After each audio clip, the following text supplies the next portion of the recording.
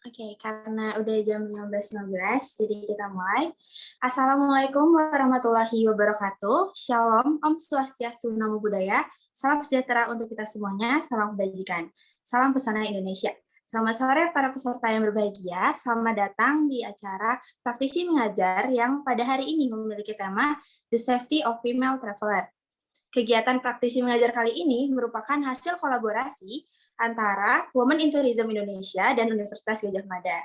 Sebelumnya, perkenalkan, nama saya Anur Harunanisa dari Women in Tourism Indonesia yang akan memandu jalannya acara pada sore hari ini. Sekali lagi, saya ucapkan selamat datang baik bagi para peserta maupun para narasumber dan Bu Wiwi yang mengikuti acara ini baik melalui Zoom dan di YouTube Live Stream. Oke. Pada acara praktisi mengajar kali ini telah hadir dua narasumber kita, yaitu ada Mbak Lita. Halo Mbak Lita. Udah ada ya? Halo. Halo, oke. Dan ada juga Mbak Monik. Halo Mbak Monik. Halo, suara saya terdengar ya? Terdengar jelas Mbak. Dan juga ada tamu spesial kita, Bu Wiwi. Halo Bu Wiwi. Halo semuanya, selamat sore. Terima kasih.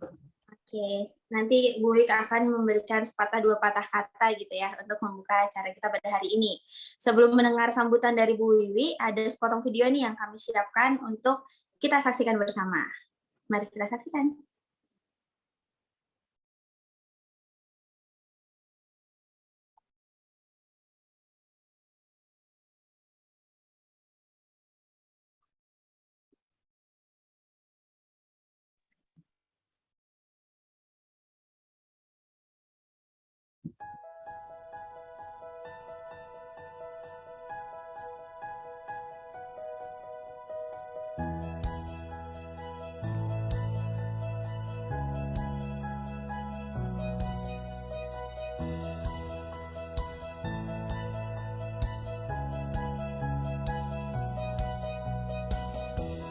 Tourism is one of the leading sectors in Indonesia.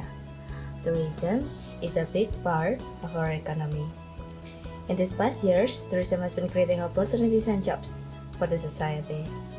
Tens of thousands of businesses and millions of Indonesians depend directly and indirectly in this industry to put food on the table.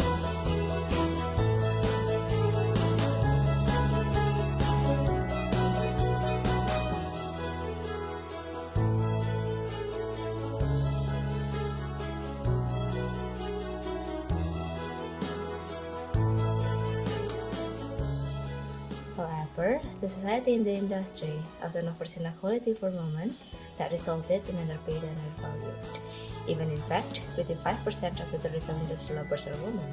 There's also 30.7% pay gap difference between women in the industry. Putting women and girls in the center of economies will fundamentally drive better sustainable outcome for all, support more rapid increase, and help to achieve the SDGs better. Within this NGO, we would like to raise public awareness about the importance of women's participation in Indonesia's tourism sector. We also like to promote inclusive development and economic growth of marginalized community. Through Women in Tourism Indonesia, we want this NGO also acts as a social platform to increase their self-esteem. We already take the lead, will you?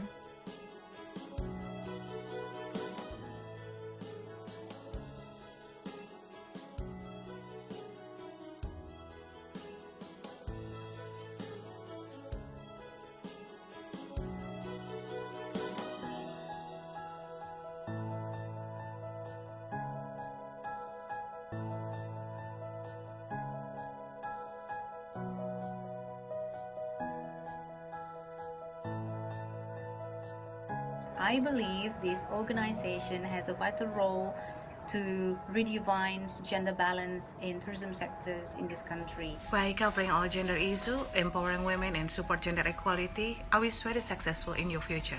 Good luck, women tourism in Indonesia. Wah, luar biasa sekali ya. Ini profil dari Women Tourism ID ya. Kita bisa lihat kalau ternyata perempuan itu sangat sangat menjadi kunci gitu juga dari industri pariwisata gitu. gitu. Oke, tanpa perlu berlama lagi, langsung saja kita buka acara hari ini dengan sambutan yang akan disampaikan oleh Bu Wiwi selaku dosen dari Pariwisata FIB. Kepada Bu Wiwi, dipersilakan. Baik, terima kasih Anur. Selamat sore semuanya. Selamat sore Mbak Lita, Mbak Monik, juga teman-teman semua. Saya senang sekali ikut bergabung, walaupun nanti mungkin tidak bisa sampai selesai. Jadi ini mungkin untuk Mbak Lita ya sedikit gambaran bahwa teman-teman ini adalah peserta mata kuliah pariwisata pariwisata dan gender, yang ini merupakan mata kuliah yang sekarang menjadi mata kuliah wajib gitu, karena kami ingin teman-teman di prodi pariwisata UGM ini lebih sadar gitu akan isu-isu terkait gender dalam pariwisata. Dan Mbak Monik ini adalah menjadi praktisi mengajar yang kemudian tandem dengan saya, dan ini menjadi salah satu kegiatan yang saya kira luar biasa ya untuk teman-teman, karena kemudian bisa melihat gitu, kalau dengan saya lebih banyak membaca teori gitu ya, konsep gitu, tapi kemudian dengan Mbak Monik lebih bisa melihat bagaimana situasi empirisnya, situasi tentang pariwisata dan gender tersebut. Untuk topik kali ini juga ini menjadi sangat penting, karena ketika kita melihat mobilitas gitu ya, pariwisata dan mobilitas itu terkait juga baik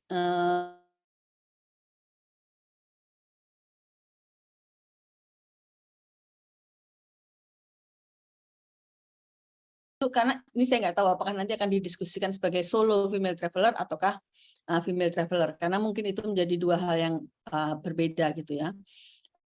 Untuk misalnya grup female traveler, mungkin itu menjadi tren juga mungkin sekarang gitu ya, ketika konsep sisterhood gitu ya, friendship gitu, atau sisterhood lebih banyak itu kemudian di traveling bersama gitu. Tetapi tentunya beda dengan yang solo female traveler. Nah, ini nanti mungkin kita bisa sama-sama belajar dari sisi kasus-kasus empirisnya dari Mbak Lita dan Mbak Monik, dan semoga nanti teman-teman juga bisa ini lebih mempertajam gitu analisis kritikal teman-teman untuk melihat wacana ini, melihat kasus ini. Saya kira itu saja ya dari saya. Saya sudah tidak sabar untuk mendengar nanti ceritanya dari teman-teman di WTID. Terima kasih sekali Anur dan teman-teman semua. Selamat belajar. Terima kasih. Baik, terima kasih Bu Wiwi atas sambutannya. Saat ini akan dilanjutkan. Jadi teman-teman kita dapat dua narasumber yang sangat luar biasa nih. Tadi kan ada Ibu Maulita Sarihani. Beliau adalah Senior Project Specialist UNWTO Regional Office for the, harus banget mengulik pertanyaan yang banyak gitu ya sama Mbak Lita. Dan jangan lupa juga ada Mbak Monik selaku co-founder dari WTID. Oke. Tak kenal maka tak sayang, mari kita kenalan dulu. Boleh next?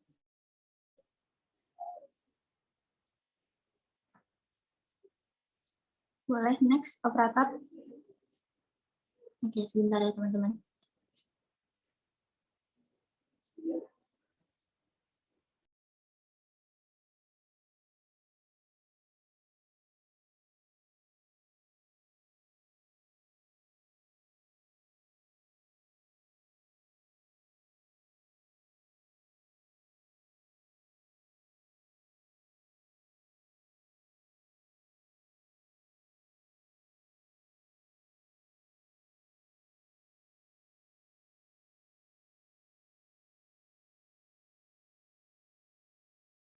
Sebentar teman-teman, kayaknya operatornya sedang terkendala.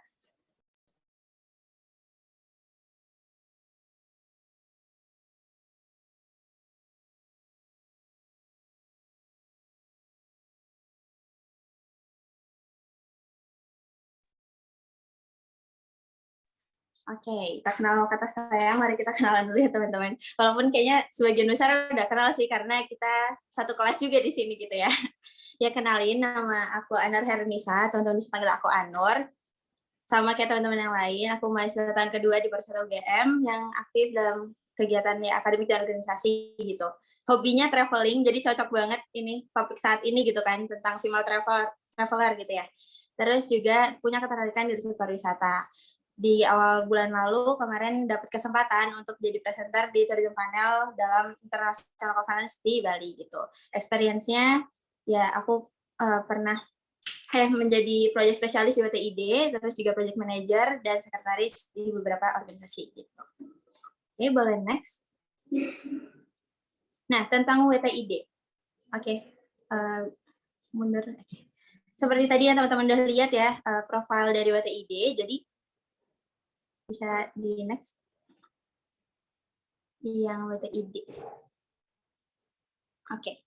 Jadi Women in Tourism Indonesia itu merupakan LSM yang berperan sebagai yayasan perempuan penggerak pariwisata yang merangkul perempuan untuk berpartisipasi dalam industri pariwisata dengan menyebarkan kesadaran bahwa perempuan itu berperan penting dalam hal ini.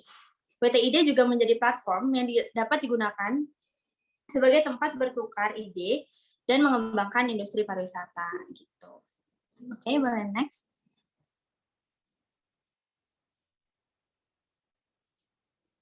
Nah, ini adalah profil dari narasumber pertama kita, yaitu Mbak Maulita Sarihani.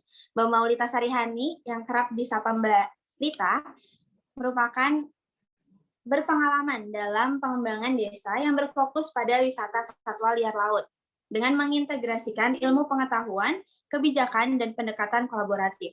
Saat ini, beliau bekerja untuk Organisasi Pariwisata Dunia atau UNWTO dan merupakan pendiri Indo Ecotour serta Yayasan Indonesia Bumi Udayana atau IBU. Saat ini beliau aktif sebagai penasihat untuk Women Tourism in Indonesia dan mentor untuk Sustainable Ocean Alliance. Latar belakang pendidikan beliau adalah pariwisata dan perikanan seperti itu. Boleh next. Nah, selanjutnya ada Mbak Monik, Mbak Anin Widya Monika.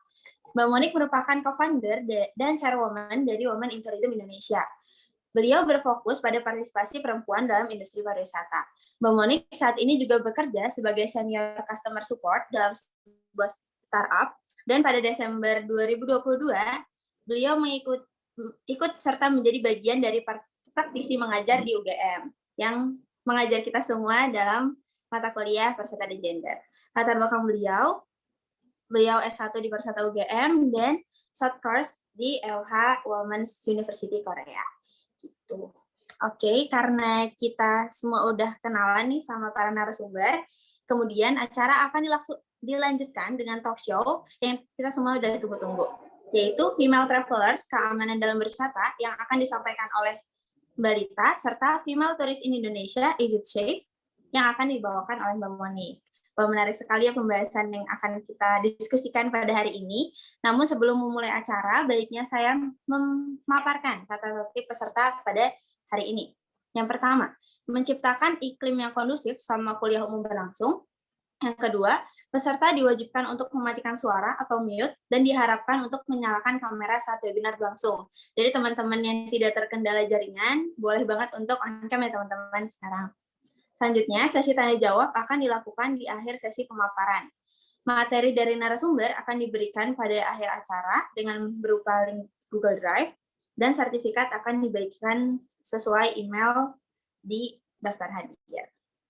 Oke. Nah, ini adalah rundown hari ini. Tadi sudah dibuka, dan opening speech dari Bu Wiwi, dan selanjutnya akan dilanjutkan dengan pemaparan narasumber pertama.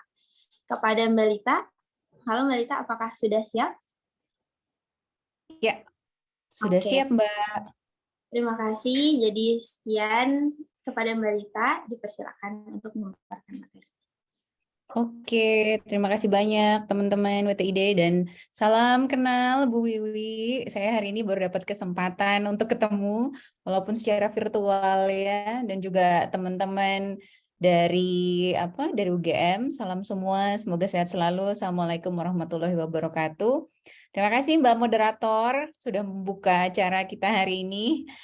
Saya akan coba share screen ya. Oke, bisa kelihatan ya? Maaf, soalnya saya multitasking nih, lagi ada 2 meeting. Jadi, apa namanya? Oke.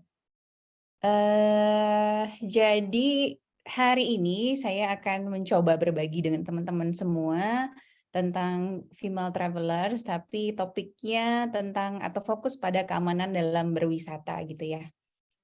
Saya akan coba dulu untuk oke.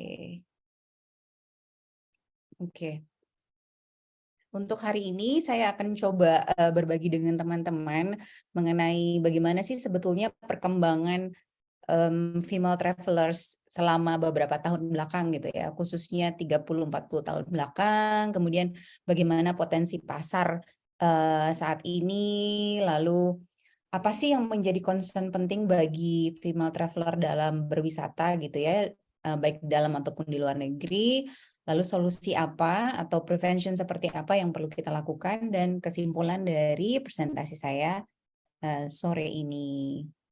Nah, kalau kita lihat perkembangan yang terjadi sejak tahun 1970, jadi ada satu wanita yang cukup terkenal ya dari Amerika, itu saya lupa namanya, Harriet Adams, Harriet something Adams gitu ya.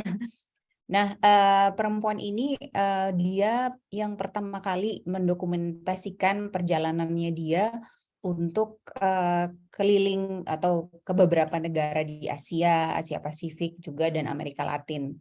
Nah, dari perjalanannya dia kemudian berkembanglah kesempatan-kesempatan lain gitu ya, untuk perempuan-perempuan lain melakukan traveling. Dan pada saat itu di tahun 1970-an, destinasi yang sudah siap untuk menerima wisatawan dan juga dengan promosi, dengan dengan fasilitas gitu ya, adalah negara-negara di Eropa. Jadi di tahun 70-an itu cukup populer nih destinasi khususnya di negara Eropa, dan target marketnya adalah orang-orang Amerika gitu, karena memang diawali dengan American people who travels a lot di tahun 70. Kemudian kenapa di Asia nggak berkembang ya? Jadi di tahun 70-an kita bisa lihat bahwa masih banyak kemiskinan, contohnya di beberapa negara berkembang seperti di India, kemudian di Pakistan, dan negara-negara tetangga lainnya, termasuk Indonesia, itu masih dianggap sebagai negara yang miskin, sehingga untuk menjalani traveling ke negara-negara yang dianggap miskin itu tidak proper gitu, karena mereka ingin menikmati destinasi yang yang menyenangkan, dengan fasilitasnya juga yang cukup bagus gitu ya. Jadi kenapa di tahun ini Asia tidak menjadi destinasi tujuan gitu. Kemudian di tahun 80 ada satu bukan gebrakan ya. Jadi di tahun 80-an itu beberapa perempuan Jepang gitu ya, kita bisa bilang perempuan Jepang melakukan beberapa travel khususnya ke negara-negara Asia gitu, seperti di Singapura. Jadi ini menjadi awal kalinya female travelers Asia dilakukan. Kenapa Singapura? Karena di Asia yang paling paling mudah gitu pada saat itu tahun 80-an dengan moda transportasi pesawat ya. Kalau 70-an ini masih belum ada pesawat. Jadi kalau female travelers mau melakukan perjalanan, mereka harus punya waktu yang cukup panjang, bahkan berbulan-bulan gitu ya, dan moda transportasinya juga terbatas darat dan laut. Sedangkan di tahun 80-an itu dengan adanya perkembangan Boeing, kemudian beberapa tipe-tipe pesawat lainnya, memudahkan perempuan-perempuan Jepang ini untuk travel, tapi memang masih terbatas di Asia, yang pada waktu itu Singapura yang lebih maju dibandingkan dengan negara Asia lain. Dan untuk beberapa kelompok yang memang mempunyai level yang lebih tinggi untuk secara finansialnya, mereka pergi ke Eropa sebagai destinasi tujuan. Lalu di tahun 90-an Korea Selatan, negara Korea Selatan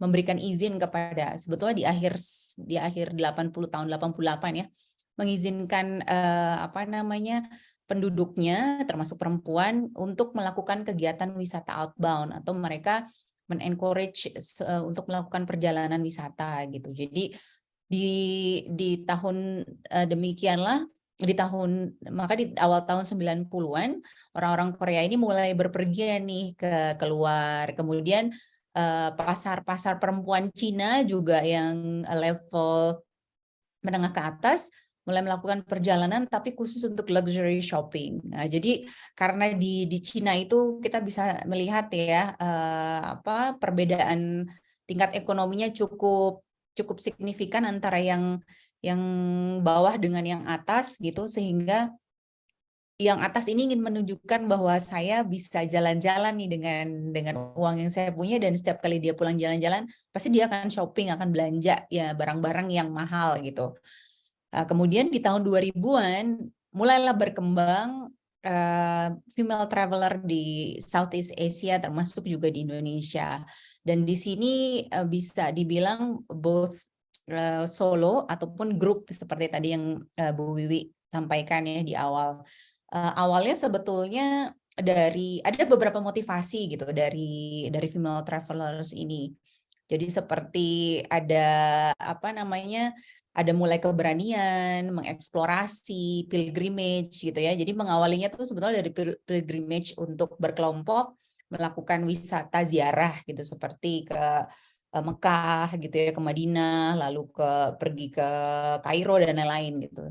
Kemudian dari situ mulai juga milenial mengeksplorasi secara grup ataupun secara solo di negaranya sendiri, karena di negara Asia cukup besar ya negara-negaranya dan banyak destinasi yang bisa visitasi gitu ya. Nah, perbedaannya masa lalu dan masa sekarang, karena kalau masa lalu itu identik dengan atribut maskulin gitu. Kenapa maskulin? Karena dianggapnya traveling itu menakutkan. Traveling itu beresiko tinggi gitu ya. Jadi hanya orang-orang yang bisa mampu melakukan perjalanan kalau dia itu berani, mandiri, kemudian punya posisi gitu. Maksudnya punya posisi dalam arti karena dia punya posisi jadi dia banyak uang gitu ya. Jadi tidak ada kaitannya dengan maskulin secara biologis ya, tapi ini secara sosial. Kemudian dimulai pertengahan 90 baru mulai adanya pasar female traveler mulai melakukan kegiatan perjalanan gitu.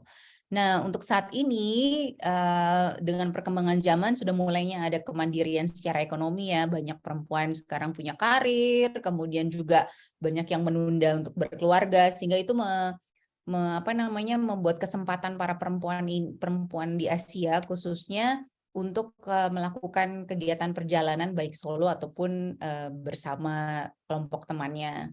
Lalu dalam keluarga pun sudah mulai ada tendensi flexibility gitu. Jadi yang sebelumnya mungkin di zaman saya nggak boleh perempuan jauh-jauh dari rumah, dari orang tua gitu ya, atau nggak boleh keluar kota gitu. Tapi kalau sekarang sudah menjadi umum sejak ya kita bisa bilang 10 tahun belakangan lah, bertraveling kemana-mana dengan teman-teman gitu, perempuan ataupun solo, dan diizinkan oleh keluarganya.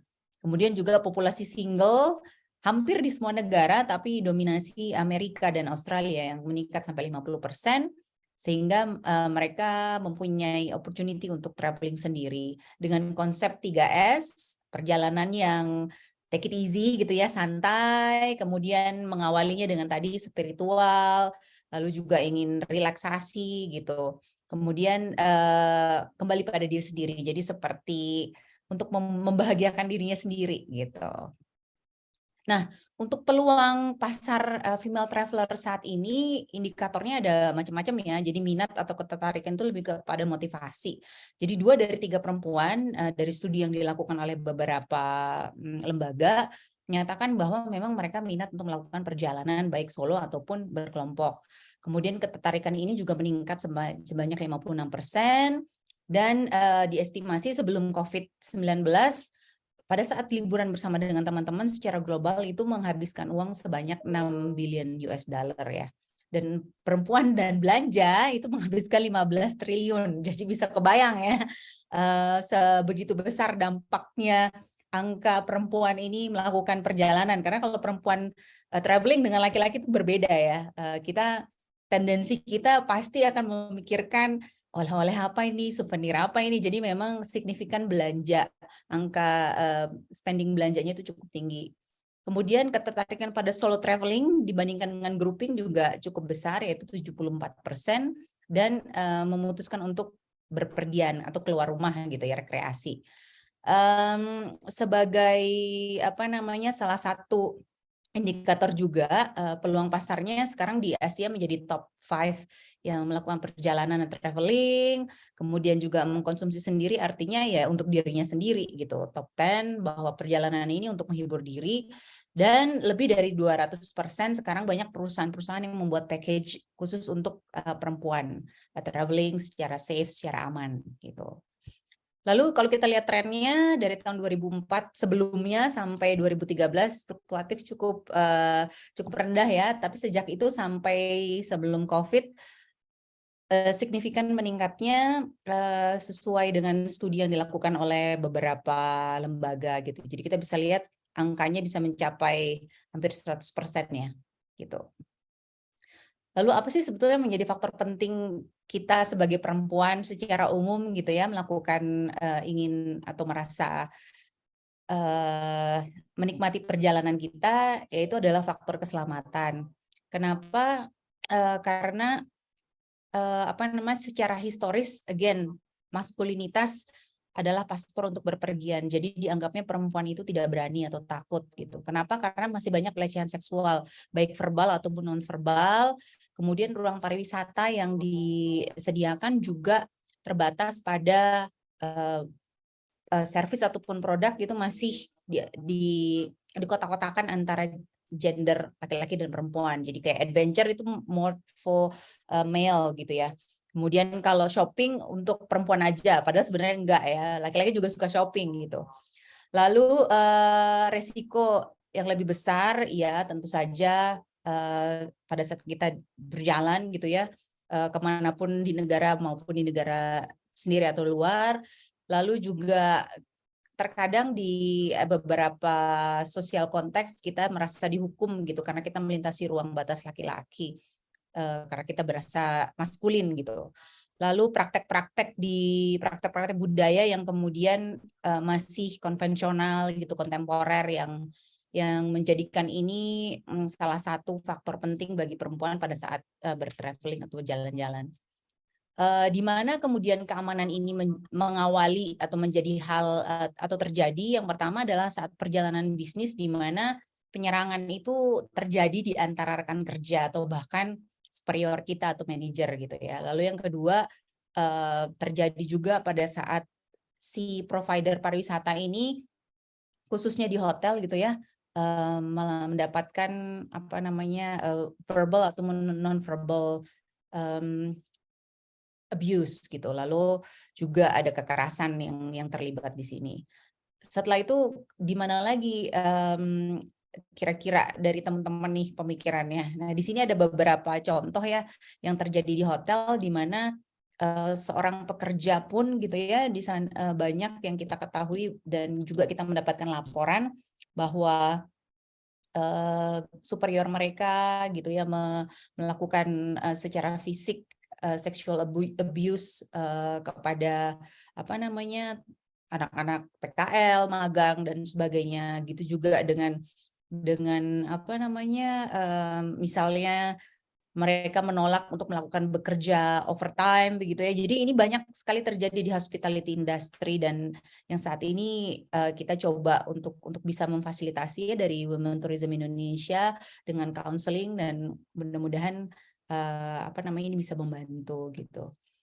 Kemudian again di sektor akomodasi banyaknya pelecehan atau diserang oleh pekerja ataupun tamu pria, lalu di jalan-jalan khususnya di jalan-jalan yang sepi, yang gelap gitu ya, di tempat wisata yang cukup sensitif gitu. Kemudian juga kadang di dalam satu grup dilecehkan oleh tour leadernya, bahkan di transportasi seperti di kereta, di pesawat, di bus, di taksi, itu juga ada laporan terkait dengan pelecehan. Lalu bagaimana solusinya? Sebenarnya bukan solusi ya, tapi lebih ke pencegahan gitu. Jadi ada beberapa pencegahan di sini yang yang kemudian muncul. Yang pertama, kalau teman-teman traveling, jangan lupa nih, saya selalu bawa ya ini yang namanya kita punya paper spray itu banyak banget di online shop ya, kita bisa beli paper spray, itu paling penting. Dan kalau untuk alat-alat seperti pisau gini kayaknya agak sensitif ya, karena di pesawat pun kita nggak bisa bawa gitu. Tapi kalau paper spray masih oke. Dan periwitan, jadi periwitan itu sangat penting. Kenapa? Karena untuk membantu kita pada saat kita minta tolong sama orang gitu.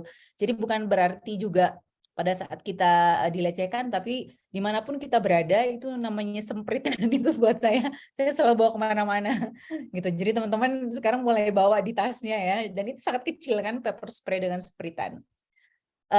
Ya ada beberapa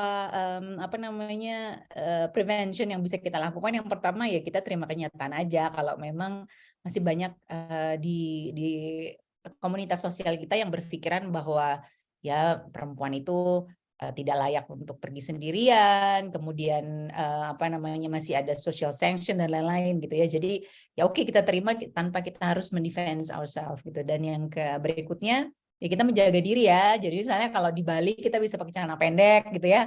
Kalau kita ke Middle East ya kita pakai abaya lah ya, pakai kerudung gitu. Nggak mungkin kan kita pakai celana pendek juga. Jadi bagaimana kita beradaptasi dengan budaya di mana tempat kita, tujuan destinasi kita. Kemudian yang pasti jangan keluar malam dan jangan sendirian. Sebisa mungkin walaupun kita solo traveling, pasti selama di perjalanan kita ketemu dengan banyak teman-teman atau kelompok yang lain dan kita bisa bergabung di sana. Selanjutnya solusi yang paling efektif. Nah ini sebetulnya inisiatif nih untuk teman-teman di UGM, mana tahu ada yang punya akses ke sini ya untuk membuat, ya mungkin bisa dulu di Jogja gitu ya sebelum di Indonesia. Ini kebetulan hanya ada di Australia saat ini, di mana mereka punya aplikasi untuk save untuk mengkonfirmasi lokasi-lokasi mana sih yang aman untuk female traveler gitu. Nah, jadi di sini kalau teman-teman mau travel ke Australia, teman-teman bisa tulis di mana lokasinya, tempat tinggal yang aman untuk perempuan, kemana aja, jam-jam berapa aja, hal-hal yang sensitif ini bisa dicek di sini. Nah, ini salah satu ide juga ya untuk mahasiswa pariwisata nih ke depannya untuk membuat inovasi hal seperti ini. Kemudian yang pasti kalau teman-teman mau jalan-jalan kemanapun ya, banyak banget informasi dan tips-tips googling, Instagram, semua sosial media sekarang sudah kaya dengan informasi. Tapi tentu kita harus filter juga ya informasi seperti apa yang kita perlukan gitu. Jadi sudah banyak sekali referensi-referensi yang teman-teman bisa lihat, bisa baca. Di YouTube juga ada, di Reels, TikTok dan Twitter segala macam. Itu udah banyak. Jadi ada top 10 travel safety, ada juga advices, ada juga khusus akomodasi yang memang ramah untuk perempuan gitu, dan banyak sekali macamnya. Kemudian apalagi nih? Oke, udah kesimpulan ya, cepet juga ya. Jadi kesimpulannya kita bisa lihat bahwa ada potensi pasar yang cukup besar untuk female travelers dari tahun ke tahun, dan khususnya sekarang nih di pasca pandemi setelah traveling ini sudah dibuka, lalu bahkan banyak negara-negara yang sekarang yang awalnya have a specific requirement for visa, dan sekarang mereka membebaskan untuk 10-30 hari visa contohnya gitu ya. Ini juga mempermudah female travelers untuk bisa bertraveling kembali, khususnya di inbound ataupun outbound. Lalu kita sebagai insan pariwisata juga perlu mendorong juga dari instansi, organisasi NGO gitu ya, atau kelompok-kelompok working group mendorong praktisi pariwisata lainnya, khususnya pelaku industri, untuk bisa memberikan perubahan gitu terhadap produk dan jasa yang ditawarkan agar ramah kepada perempuan. Karena bisa kita lihat ya, masih banyak juga tendensi yang belum ramah nih untuk female traveler gitu. Terkait dengan ini. So, jadi diperlukan ruang yang inklusif bagi traveler wanita dan aman, sehingga pada saat kita traveling, kita nggak merasa lagi harus was-was gitu ya, kemana kita ngapain ya, habis ini apa ya, kita harus ngapain ya, dan kita bisa menjadi traveler yang happy, yang bahagia gitu ya, dan juga pasti berimpact untuk lingkungan dan sosial yang kita kunjungi. Oke, kurang lebih itu. Mohon maaf kalau ada hal-hal yang kurang, nanti kita bisa diskusi lebih lanjut. Saya kembalikan ke moderator. Terima kasih. Oke, baik. Terima kasih Mbak Lita atas materinya. Menarik sekali ya teman-teman, sebagai yang sering solo traveling nih, kayaknya dapat solusi yang banyak. Tadi relate banget. Aku kalau jalan-jalan tuh pasti bawa pisau, teman-teman. Kalau misalnya jalan sendiri tuh pasti bawa pisau, terus buat chili spray itu relate banget sih. Terus ya kita bisa lihat ya teman-teman, kalau perempuan itu tadi seperti yang udah disampaikan oleh Mbak Lita, ya benar. Kita kalau jalan-jalan tuh spending money-nya tuh tinggi gitu. Berarti kan kita turut berkontribusi yang tinggi terhadap pariwisata gitu, industri pariwisata. Terus juga benar banget saat ini emang apa ya, pelecehan seksual tuh masih marak terjadi gitu. Bahkan kita aja tuh mungkin secara tidak langsung merasakan pelecehan seksual, dan saya juga ntar punya pengalaman yang ya relate banget tadi sama yang udah disampaikan Mbak Rita. Oke teman-teman, pasti masih banyak banget nih yang udah punya pertanyaan, namun kita akan lanjutkan dulu ke yang kedua. Sebelum itu, tadi udah di ini ya teman-teman, di kolom chat ada apa ini namanya, daftar hadir dan survei. Jadi teman-teman yang udah join bisa banget untuk ngisi daftar hadir dulu, biar ntar di absen sama Bu Wiwi, dan survei yang udah disiapkan oleh panitia gitu ya. Terima kasih. Dan oke, selanjutnya kita lanjutkan aja ke narasumber kedua, Mbak Monik. Sudah ready? Ya, sudah ready. Mungkin bisa minta tolong kakak admin untuk share ini ya, kampanye ya, soalnya takutnya internetnya di sini kurang bagus. Oke, terima kasih. Suara saya terdengar ya, Anur ya? Soalnya saya agak worry ini karena internetnya kurang bagus. Oke. Baik, terima kasih Anur, terima kasih Bu Wiwi, terima kasih juga Mbak Lita dan teman-teman mahasiswa pariwisata UGM dan juga BTID semua yang sudah hadir. Tadi sudah dijelaskan ya sama Mbak Lita tentang paparan mengenai female traveler gitu, dan dari kronologisnya dari tahun ke tahun gitu, dan juga gimana sih caranya kita biar bisa membela diri kita atau defend diri kita sendiri dulu, dan pastinya juga karena pengaruh budaya juga. Ketika kita ke suatu tempat itu juga kita nggak bisa seenaknya gitu, seperti apa yang sudah ada di negara kita sendiri atau di daerah kita sendiri gitu. Nah, mungkin saya akan membagikan sedikit tentang female traveler in Indonesia, is it safe gitu. Mungkin next. Nah, safe or not gitu. Aman itu kan sebenarnya mengacu pada bahaya atau risiko ya. Nah, di Indonesia tuh aman nggak sih? Sebenarnya perspektif orang-orang terhadap keamanan itu bisa berbeda-beda gitu ya. Mungkin kita sering mengacu pada berita, kita mengacu pada teman-teman kita yang sudah pernah traveling gitu, atau mungkin review-review gitu. Tapi kan sebenarnya keamanan itu balik lagi kita sendiri gitu. Aman nggak sih kalau ke sini? Nah, itu caranya adalah dengan kita experience. Nah, gitu. Dan yang bisa mendefinisikan itu aman itu atau enggak, itu sebenarnya itu diri kita sendiri gitu. Nah, yang jelas sih aman itu didefinisikan oleh banyak subjek gitu. Kalau tadi kita menanyakan is it safe tadi gitu. Nah, terus how about in Indonesia? Nah, sebenarnya pada tahun 2019 ini Indonesia itu ada di urutan ke-9 gitu. Dunia sebagai negara teraman menurut laporan Gallup Law and Order Report. Ini saya dapatkan dari laporannya Kementerian Pariwisata, dan negara teraman kelima yang dirilis Women Traveler Index. Ya, gitu. Begitu katanya ya. Tetapi memang ini bagus ya, maksudnya bukan tapi ya, ini memang bagus ya kalau kita lihat dari reportnya gitu. Wah, menjadi salah satu hal yang membahagiakan lah untuk paling nggak perempuan untuk bisa travel safe gitu di Indonesia. Gitu. Cuman terkadang ranking itu juga nggak cukup ya untuk kita melihat. Perlu data kualitatif juga seperti yang saya dapatkan. Mungkin next. Nah, ini yang ingin saya dapatkan, ini data kualitatif yang review ya, yang dibagikan oleh Travel Safe Abroad Indonesia, yang menyatakan bahwa untuk perempuan masih ada risiko-risiko seperti sexual assault, unwanted attention. Jadi mereka memberikan review untuk menghindari tempat-tempat seperti klub malam dan macam-macam scam gitu. Nah, makanya di sini kita jadi bisa tahu nih perspektif orang terhadap keamanan, meskipun itu di Indonesia itu juga bisa berbeda gitu. Meskipun tadi kita sudah melihat dengan bahagianya ya report yang ada untuk perempuan bisa traveling di Indonesia dengan safe kayak gitu. Dan ternyata pun nggak cuma di Indonesia teman-teman, mungkin ada di negara lain dan termasuk di Auckland gitu. Di Auckland ini ada report ya yang ditulis oleh Barker et al. Tahun 2003 itu ancaman seksual harassment itu tuh sebenarnya salah concern ketiga gitu untuk turis overall gitu. Laki-laki baik laki-laki maupun perempuan. Tapi risiko ini paling mengancam untuk female turis gitu. Jadi perempuan di sini yang paling was-was gitu loh dengan adanya keamanan tadi dan yang mungkin mengarah ke seksual harassment kayak begitu. Oke, next.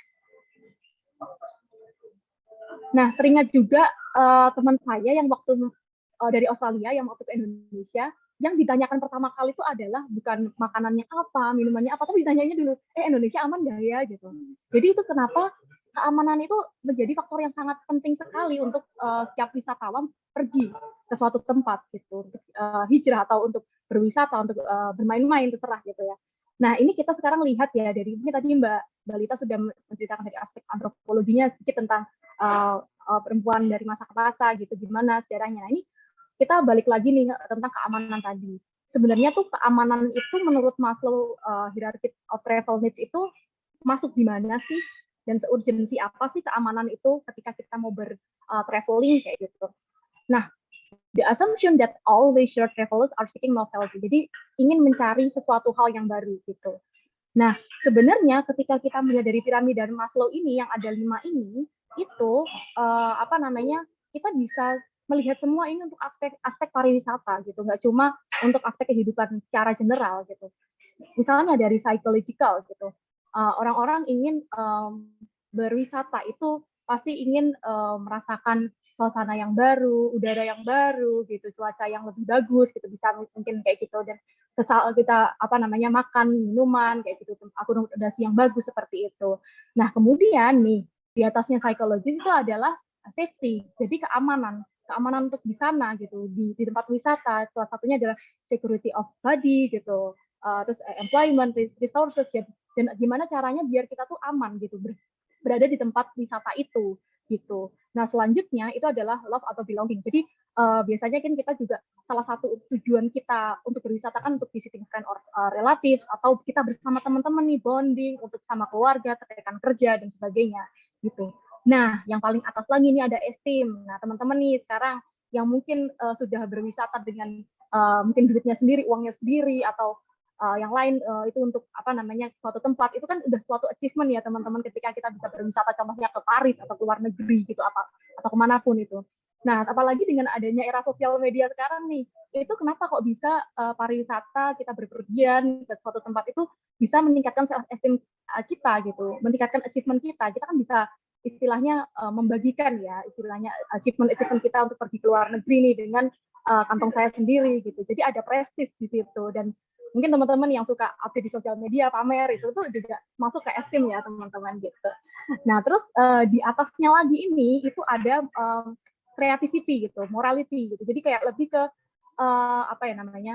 self actualization gitu. Jadi gimana sih hakikat tertinggi ketika kita sudah berada di sebuah tempat wisata gitu. Tadi juga Mbak Lita juga menceritakan ya gimana teman-teman perempuan, mungkin laki-laki juga ketika berwisata tuh dia mencari experience yang berbeda gitu, melakukan sesuatu yang belum pernah dan tidak ada mungkin di daerahnya gitu. Misalnya saya mau ke Turki gitu, saya rela-relain bayar berapa dolar untuk naik balon udara di Kapadokia gitu, karena saya nggak tahu saya mau ke sana lagi kapan, dan di Indonesia pun juga tidak ada seperti itu. Jadi ya itu tadi experience-nya itu dan self actualization-nya itu, dan itu ada di needs kita yang paling atas gitu.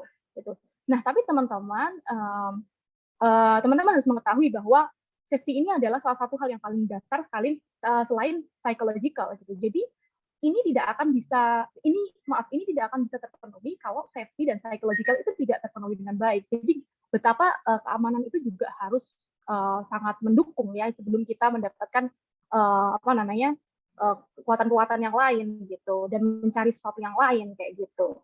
Nah, akhirnya ini di dalam kita juga ini menceritakan bahwa selain adanya Maslow hierarchy, dia membuat 3 hal ini ya gitu. 3 hal ini itu adalah at the very basic level we have the enjoyable experiences, then we have the immersive experiences, and finally the top of the hierarchy are the transformational experience. Ini masih terkait dengan teorinya Maslow tadi, tapi dia membuat menjadi 3 hal gitu. Yang ketiga itu yang enjoy experiences ketika kita melihat di suatu wisata gitu ya. Itu adalah sightseeing, relaxation, see beautiful places, social bonding, comfort, good weather, and safety gitu. Nah, yang di immersive experience ini ketika kita bisa connecting with local, learning about different cultures, luxury, interest, and adventures. Nah, terus yang paling atas itu juga adalah self-expression. Nah, ini seperti self-actualization yang tadi saya ceritakan. Kayak gitu.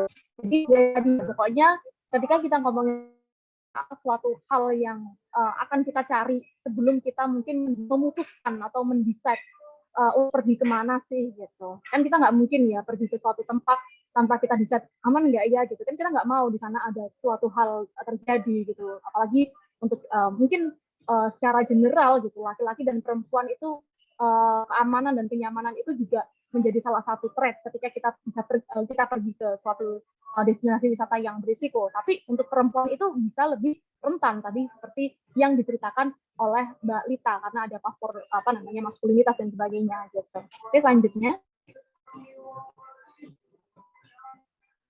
Why do we consider about the safe? Gitu. Jadi tadi saya sudah menyebutkan kenapa kita consider sih buat safety gitu ketika kita berpergian gitu. Nah, karena wisatawan itu sejatinya ya, mau laki-laki dan perempuan itu kan sering ya menjadi target kriminalitas dan ketidakamanan dibandingkan dengan tempat. Karena si mereka ya ini juga nggak bisa divalidasi 100%, tapi most likely itu kan wisatawan itu kan datang dengan uang yang banyak. Mereka bisa menghabiskan uang seberapa. Jadi kenapa uang, barang-barang berharga itu bisa menjadi salah satu bukan kriminalitas gitu. Terus selanjutnya, nah, why is it related to gender when we talk about the safety on traveling? Nah, kenapa sih kok bisa related nih sama gender gitu ketika kita traveling? Dan keamanan wisata tadi, sejumlah ahli telah berpendapat bahwa gender merupakan salah satu faktor yang penting untuk dikaji. Jadi emang gender ini menjadi salah satu hal yang krusial untuk dikaji karena ada faktor-faktor penting dalam penentuan destinasi wisata gitu. Kayak tadi Mbak Lita juga sudah memaparkan ya perbedaannya gitu, dan juga beberapa penelitian juga mengungkapkan bahwa perempuan lebih rawan terhadap serangan dan ancaman saat berwisata. Nah, ini memang suatu hal yang kita nggak bisa pungkiri sama sekali gitu. Dan wisatawan sangat sering menjadi dari keamanan dibandingkan dengan penduduk setempat karena mereka dianggap sebagai orang yang punya uang kayak gitu tadi yang saya bilang tadi. Dan ditambah lagi sejumlah besar wisatawan memiliki karakteristik yang menonjol yang dapat dilihat dari cara berpakaian mereka dan perbedaan kelakuan membuat mereka semakin rentan terhadap tindakan kriminal dan ketidakamanan. Nah, ini mungkin salah satu hal yang kenapa karena aspek budaya yang berbeda antara wisatawan dan juga host itu yang menimbulkan adanya sebuah isu kayak gitu. Bisa pelecehan, bisa perbedaan atau miskomunikasi atau yang tadi sudah disebutkan Mbak Lita, kenapa kita di Arab Saudi kita ke sana nggak mungkin kan kita ke sana nggak pakai berkerudung, kita nggak mungkin nggak berkerudung kayak gitu. Itu juga salah satu budaya gitu. Nah, penelitian ini juga penelitian yang dilakukan oleh Park and Resigner ini juga melihat bahwa peranan penting untuk mengidentifikasi apakah faktor gender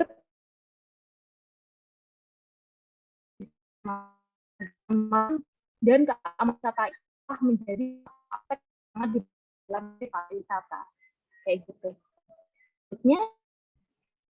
Nah, ini tadi kita sudah melihat ya kenapa safety itu penting di suatu destinasi wisata. Nah, ini kita melihat case study-nya gitu. Case study yang sebenarnya ada dan ini saya ambil dan teman-teman WTID ambil itu dari kasus yang di Indonesia gitu. Ada pelecehan seksual oleh warga lokal gitu. Jadi warga lokal melakukan pelecehan ke wisatawan kayak gitu. Dan ini ada terjadi gitu. Terus selanjutnya yang teman-teman mungkin sudah tahu dari perkuliahan Bu Wiwi sebelumnya, catcalling di kawasan wisata yang ada di ini ya Lombok di Giri Trawangan ini juga termasuk yang cukup banyak menuai perhatian karena masuk TikTok viral dan sebagainya. Nah, ini beberapa case-case yang ada kenapa ada ketika kita sebagai wisatawan itu bisa menjadi salah satu orang yang rentan juga. Jadi sama-sama rentannya sama mungkin kemarin minggu lalu saya cerita bahwa pekerja pariwisata perempuan itu bisa menjadi rentan, tapi wisatawan pun juga ada sisi rentannya gitu. ketika mereka berwisata gitu. Nah, perempuan ini juga bisa menjadi yang paling rentan gitu. Nah, terus selanjutnya, nah di emerging issue yang ada, tadi kan kita sudah melihat ya yang tadi Lombok Giri Tawang, yang di Giri Tawangan itu. Nah ini 2 minggu yang lalu kita menemukan ya semuanya bahwa pelapor mendapatkan pelanggaran pidana pasal 27 ya. Dan tentang perubahan atas UU nomor 11 tahun 2008 tentang informasi dan transaksi elektronik ITE, UU ITE. Jadi di sini ya teman-teman tahu ya, ketika wisatawan itu melakukan aksi speak up gitu di TikTok dan kemudian itu sampai ke mungkin ke pejabat gitu di sana yang tahu gitu, dan di situ mereka punya kuasa gitu. Nah, mereka bisa saja melaporkan ke UU ITE gitu karena pencemaran nama baik kayak gitu. Nah, sebenarnya ini adalah salah satu yang blunder ya, yang kemarin kita juga berdiskusi sama anak-anak WTID, sama teman-teman advokasi, teman-teman project, teman-teman yang lain gitu, teman-teman content writer juga gitu. Ini tuh karena sesuatu hal yang nggak lekang sama relasi kuasa gitu. Jadi di sini juga kita bisa melihat ya bahwa ternyata perempuan gitu dan juga kuasa itu bisa dilindungi gitu dengan adanya undang-undang juga gitu. Padahal di sini kan konteksnya adalah dia berbagi gitu, dia berbagi menceritakan tentang keluh kesahnya sebagai perempuan yang traveling ke sana dan merasa tidak aman gitu. Dan pada akhirnya itu masuk ke dia sendiri, akhirnya dia yang malah dijerat pasal UU ITE dan berakhir damai gitu. Jadi kenapa ini nggak cuma di apa namanya di sektor pariwisata aja yang begini, tapi sektor-sektor yang lain, maksudnya di pendidikan, terus di apa namanya di sektor lain apapun itu adalah ketika orang mau speak up itu dia malah jadinya masuk ke UU ITE dan dia akhirnya harus damai dan minta maaf kayak gitu. Jadi itu ya situasi yang ada gitu di Indonesia. Dan ini mungkin karena kita ngomongin is it safe, itu tuh bisa sampai ke akar-akarnya gitu kita membahasnya. Dan itu adalah salah satu refleksi untuk kita bersama, apakah ini tuh udah aman belum sih sebenarnya kita tuh mau melakukan sesuatu ketika kita amit-amit kena gitu. Meskipun kita tadi Mbak Balita sudah menjelaskan tentang preventifnya nih kita sebagai seorang manusia yang mau bertraveling, kita sebagai seorang perempuan laki-laki gitu. Tapi amit-amit kalau misalnya udah ada langkah-langkah represif seperti ini, mungkin kayak Mbaknya akhirnya menceritakan itu aman nggak sih? Masih aman ya ini sendiri ya. Gitu. Oke, selanjutnya. Nah, terkait dengan policy gitu atau kebijakan, sudah ada belum sih yang mengatur soal wisatawan gitu ketika mereka pergi ke suatu daerah gitu agar dilindungi, agar hak-hak mereka juga dilindungi gitu. Nah, sebenarnya sudah ada, dan ini ada salah satu penelitian juga ya, pengaturan yang menganalisis tadi gitu tentang keamanan wisatawan yang di Indonesia. Nah, itu ada di UU nomor 10 tahun 2009. Teman-teman pasti udah tahu ya tentang UU ini, UU pariwisata. Setiap wisatawan berhak memperoleh perlindungan hukum dan keamanan gitu. Nah, selanjutnya sebelum ada UU pariwisata ini ada UU nomor 8 tahun 99 tentang perlindungan hak konsumen gitu. Hak atas kenyamanan, keamanan, keselamatan dalam mengkonsumsi barang atau jasa gitu. Jadi sebenarnya sudah ada. Kalau kita tanyain udah ada belum sih gitu? Udah ada gitu. Oke, selanjutnya, tapi kita selalu tahu ya, ketika kebijakan itu ada, ketika hukum itu ada, it doesn't stop there. Gitu. Kita yang harus bisa mengawal, dan kita yang harus bisa mengkritisi, dan kita yang harus bisa berkolaborasi agar apa namanya ini bisa berjalan dengan lancar, gitu, sesuai dengan prosedurnya kayak gitu. Jadi ini kalau how to ensure safety for travelers, ya. Jadi ya itu tadi nggak bisa sampai di adanya hukum. Gitu. Kalau misalnya hukum ada gitu, orang-orang nggak tahu nih, ternyata ada UU tentang keselamatan. Ya orang-orang nggak bakal speak up, orang-orang nggak akan lapor polisi, orang-orang nggak akan merasa itu adalah sebuah kejahatan, ya nggak gitu. Jadi gimana sih caranya gitu? Itu harusnya ya memang diimplementasikan ya. Jadi itu possible gitu untuk membuat ini semua, tapi dengan bantuan dari key players in tourism gitu. Dan itu masuk ke planning dan manajemen. Ketika itu masukin untuk kenyamanan bersama wisatawan gitu. Nah, itu ada 3 kolaborasi yang harus dilakukan gitu ya, dari turisnya itu sendiri atau wisatawan itu sendiri, lalu host population dan tourism industry itu sendiri, dan yang ketiga adalah government. Jadi harus ada langkah-langkah dari government agency, dari lokal, regional, nasional sampai internasional seperti itu. Nah, lanjut.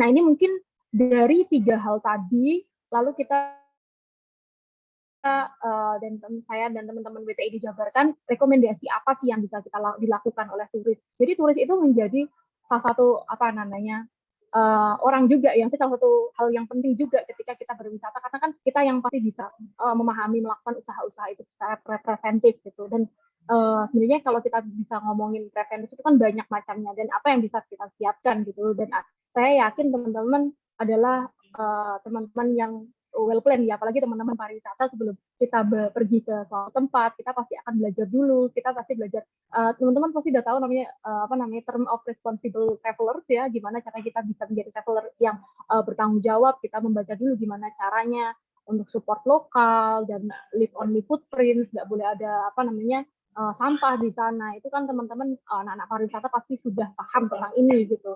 Nah, apa aja sih yang bisa dilakuin tadi seperti Mbak Lita udah jelasin. Jadi research dulu tentang destinasi apa yang mau dituju gitu.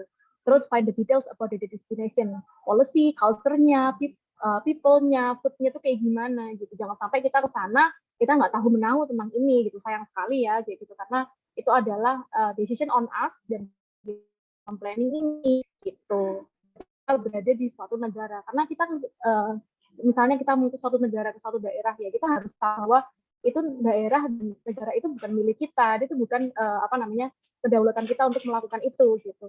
Nah, terus selanjutnya keep your travel plan to yourself, itu adalah ketika kita bisa melakukan traveling itu kita segala dokumen apapun yang kita punya itu keep it to us gitu, karena kita nggak tahu ya stalker di luar sana itu seperti apa kayak gitu. Jadi itu bisa membahayakan sekali teman-teman di era sekarang ya. Soalnya pernah ada ini kejadian mungkin 4 tahun yang lalu itu, ketika teman saya itu mau pergi ke suatu daerah ya, kemana ya, ke Eropa kalau nggak salah, terus dia itu upload foto paspor dan juga tiket perginya itu. Nah itu akhirnya dia diuntit di satu tempat, karena kebetulan dia juga cukup lumayan terkenal ya orang itu gitu. Jadi itu hati-hati sekali teman-teman di era sekarang ya, digital tuh mengerikan gitu. Terus make sure you know yourself to prevent the bad things from happening gitu. Jadi udah dijelaskan ya, mungkin kita dengan apapun itu kita bawa seperangkat obat-obatan gitu, terus juga apa aja yang di sana kita bisa lakukan untuk melakukan usaha-usaha preventif tadi gitu. Nah, prepare the travel insurance itu penting banget ya teman-teman. Kalau misalnya kita traveling, kita nggak punya travel insurance, apalagi yang perjalanan jauh gitu ya sampai Eropa gitu, itu sangat harus ya, ini nggak boleh dilewatkan gitu. Selanjutnya, nah ini terus habis itu selain untuk diri kita sendiri, mungkin tadi kalau kita ngomong individual atau turis itu lebih ke usaha-usaha yang lebih preventif ya. Tapi ini juga bisa preventif juga sih ini untuk pelaku ya, untuk host population dan tourism industry itu bisa ngapain aja sih. Yang pertama adalah membuat visitor management yang baik gitu ya, dari legal regulation, terus yang relevan dengan pariwisata gitu, yang terkait dengan transport, terus health and safety and hygiene. Nah, mungkin teman-teman di sini yang udah pada tahu tuh tentang CHSE ya, memang harus bisa, kalau misalnya emang itu untuk pelaku wisata ya harusnya mereka harus fully aware about ini, tentang ini gitu, dan benar-benar mengimplementasikan ini gitu. Nah, terus selanjutnya itu conduct a risk assessment for the destination included in the package gitu. Jadi bisa mengerti gitu tentang risk assessment-nya dari suatu destinasi ini. Misalnya destinasi alam yang mungkin membutuhkan sesuatu atau hal-hal khusus gitu untuk ditambahkan gitu. Nah, ini risk assessment ini juga harus sangat matang gitu. Termasuk juga make a contingency plan based on the risk assessment. Jadi melakukan contingency plan gitu yang terintegrasi untuk gimana caranya biar risiko ini juga bisa diminimalisir gitu. Nah, terus selanjutnya nih yang nggak kalah penting adalah SOP to all visitors and workers gitu. Tadi Mbak Lita juga sudah menjelaskan bahwa ada banyak hal yang mungkin teman-teman perempuan dan teman-teman lain itu mendapatkan sexual harassment dan ya sangat riskan lah, sangat rentan lah. Itu juga harus ada SOP-nya gitu, yang saya yakin juga belum semua sih pelaku-pelaku wisata dan industri menggunakan SOP yang mungkin bisa ramah gender dan bisa dari hal-hal ini gitu, unless mereka pakai hukum yang berlaku aja secara general. Padahal kan sebenarnya dari hukum itu mereka bisa adopsi dari guidance dan SOP sendiri agar lebih agar lebih spesifik gitu orang-orangnya yang ada di suatu tempat atau destinasi tertentu gitu. Nah, terus ini Howard tahun 1997 juga mengatakan bahwa ini bisa menambahkan minimize the threat to safety or to psychological needs. Gitu.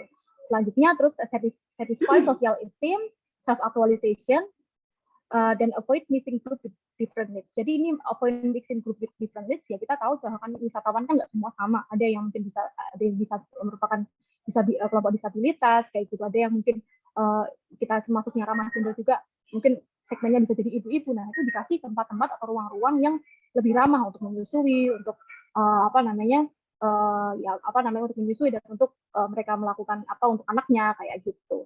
Itu sih. Terus selanjutnya, next. Nah, ini rekomendasi untuk pemerintah gitu.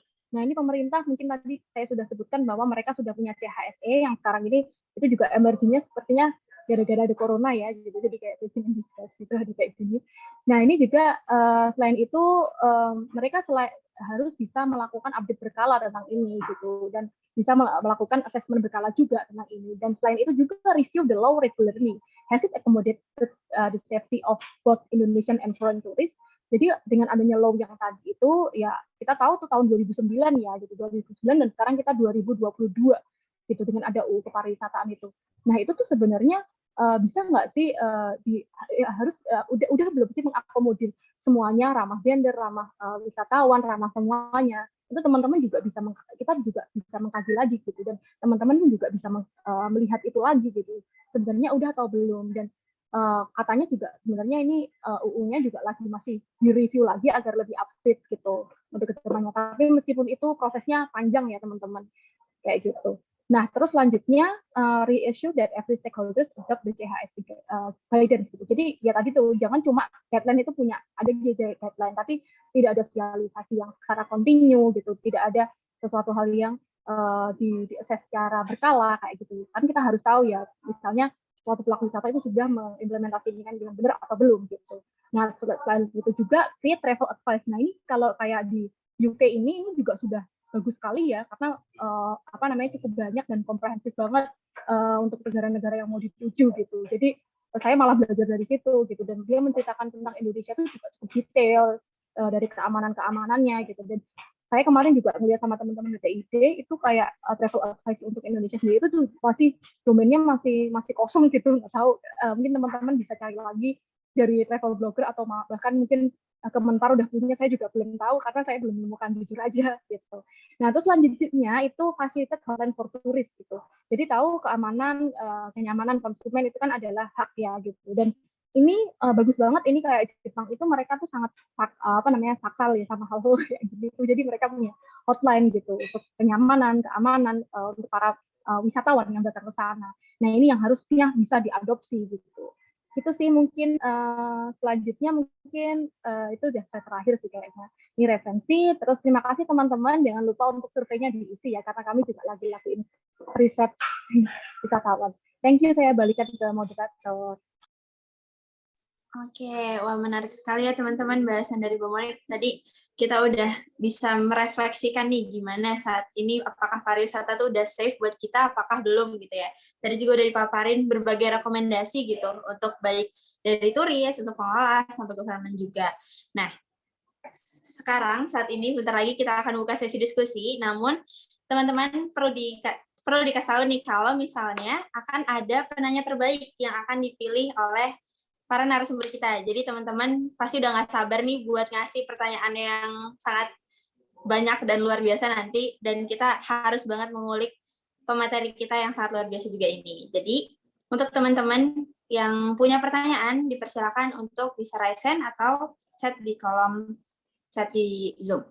Silakan. Boleh saya? Boleh Ibu, gimana Bu? Ya. Baik, terima kasih. Iya benar Anur, tadi saya mendengarkan karena ada banyak sekali informasi yang menurut saya sangat penting untuk kita melihat mendiskusikan tentang female traveler ini. Saya ingin bertanya ke Mbak Lita dan mungkin juga Mbak Monik, karena tadi saya tertarik dengan tadi paparan mengenai tren gitu ya, female traveler sekitar 70-an gitu, 80-an mungkin ya. Tetapi mungkin tidak dilihat dari kemajuan teknologi transportasi gitu, tetapi apakah sebetulnya tren female travelers itu juga bisa dilihat ada kaitannya dengan perkembangan wacana gender dan feminisme secara global gitu. Karena pada tahun 80-an itu kan juga ketika mulai diratifikasi ya Convention on the Elimination of All Forms of Discrimination Against Women UN gitu. Apakah sebetulnya wacana itu kemudian cukup apakah juga menjadi memberikan cukup assurance gitu untuk female travelers melakukan perjalanan gitu, ataukah sebetulnya itu tidak terkait gitu, artinya bahwa sebetulnya ya CEDAW ini yang masih hanya sebuah wacana untuk kalangan tertentu, tetapi tidak kemudian menjadi menjadi lebih global gitu dipahami, dan bahkan mungkin bisa menjadi assurance untuk perempuan melakukan traveling. Ini tadi just a thought ketika melihat periodenya gitu ya, kemudian mulai kapan ada female travelers. Gitu aja, terima kasih. Oke, baik Bu Wi atas pertanyaannya. Mungkin tadi Mbak Lita. Ya, makasih Bu Wiwi. Kalau secara implementatif memang seperti halnya yang lain-lain ya, semuanya wacana gitu, konseptual saja.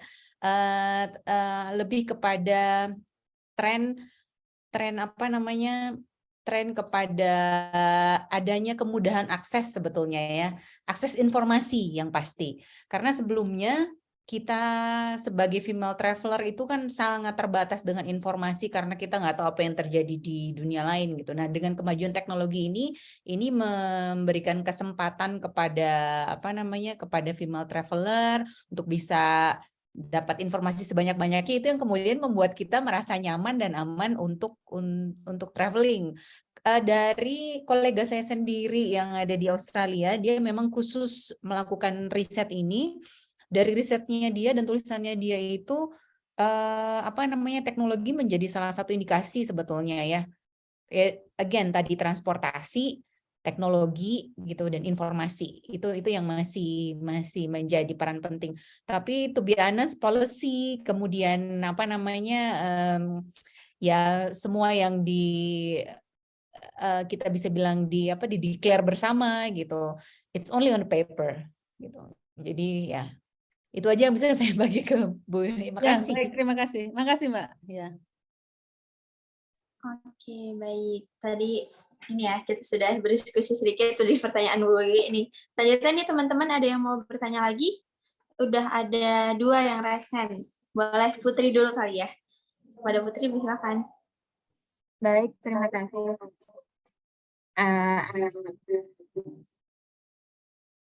Baik, terima kasih atas kesempatannya. Pertama, perkenalkan nama saya Putri. Jadi saya mau bertanya dengan Mbak Lita. Kan tadi ada solusi dari female traveling itu tuh menerima ya saya pasrah aja dengan keadaan. Tapi kan saya di era sekarang di mana kayak anak-anak muda tuh kebanyakan menjadikan wisata tuh sebagai kegiatan healing mereka, yang mana mereka hanya kadang tuh pengen motivasinya tuh ingin melakukan perjalanan tuh sendiri. Nah, apakah ada solusi lain yang lebih efektif daripada hanya menerima keadaan seperti itu? Terima kasih.